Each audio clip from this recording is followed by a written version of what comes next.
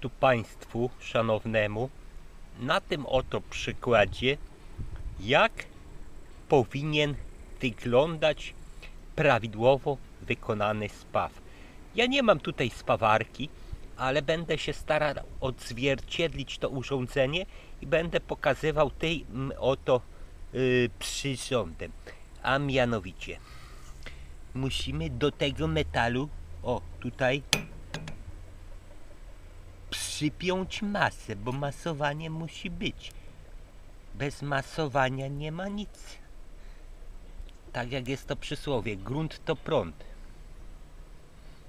No i proszę Państwa, gdyż mamy to zmasowanie, układamy nasze pokazowe sztabki metalu i zaczynamy spawanie.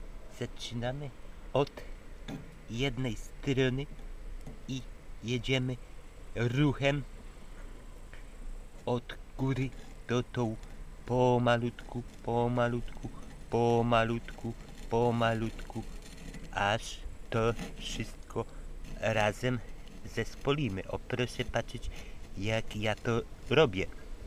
Ręka przy tym nie ma prawa zadrżyć, dlatego gdyby ktoś brał się za spawanie, ręka mu drżała. Jest zalecane wypicie około 250 gram alkoholu, najlepiej wysokoprocentowego. Wtedy rączka nam nie tknie w ogóle. Tak, no widzą Państwo, ja już to przejechałem. Teraz, proszę Państwa, biorę młoteczek, pozbijam te wszystkie powstałe zadzioreczki i wyobraźmy sobie, o, że to jest szlifiereczka. Ja tą szlifiereczką te spawy delikatniutko przejeżdżam. O, i proszę zobaczyć, wyobrazić sobie, jak to spawanie wygląda. Możemy do tego metalu jeszcze przyspawać na przykład takie oto wichajsterki.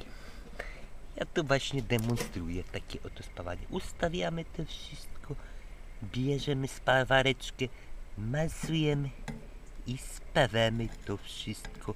Zespalamy ten metal z metalem. O, proszę patrzeć, jak to wygląda. I następnie bierzemy znowu młoteczka, obijamy, szlifujemy szlifiereczką. Ja tu właśnie zastosowałem spawanie metodą tradycyjną, czyli spawarką transmarotową